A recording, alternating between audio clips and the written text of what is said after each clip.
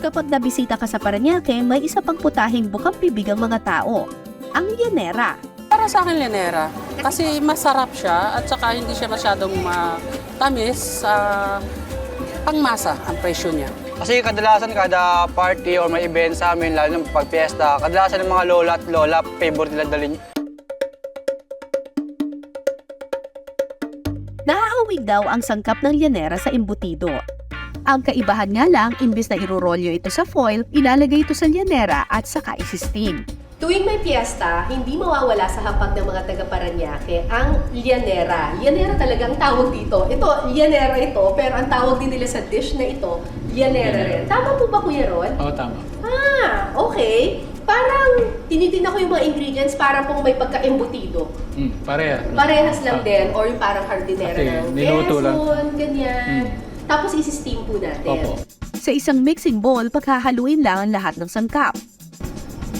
Lahat pagkasama-samahin lang. Ano? Breadcrumbs. Breadcrumbs. Para yan ang magsisilbing binder niya para dumikit siya, no? Kata. Mabuo. Evaporated milk po ito. Ano to? Bawang at sibuyas. Ito po cheese. Carrots. Sino po nagturo sa inyong gumawa nito? Wala, nakita ko lang sa tatay ko. Pinanonood ko lang tatay ko kung paano magluto. Talaga? Hanggang sa Natuto na kayo. Natuto. Oo. itong bell pepper, Bell pepper.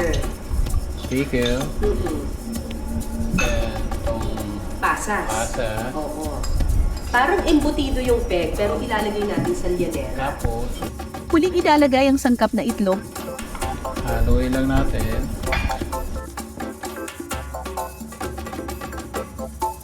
Pagkatapos, masinsing ilagay sa llanera ang pinaghalo-halong sangkap.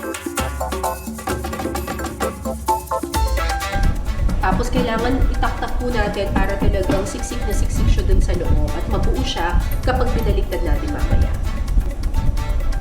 Alright, ito po yung takip. Gano'ng katagal po natin ito? 45 minutes. Katagal, 45 minutes. Tapos Matagal buo po. na yan. Opo.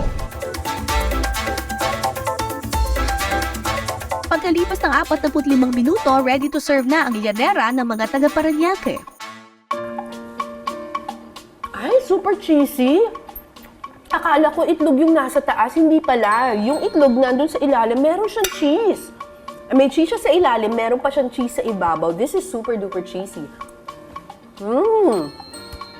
Imagine niyo yung embutido, pero i-level up niyo yung linamnam dahil dun sa cheese.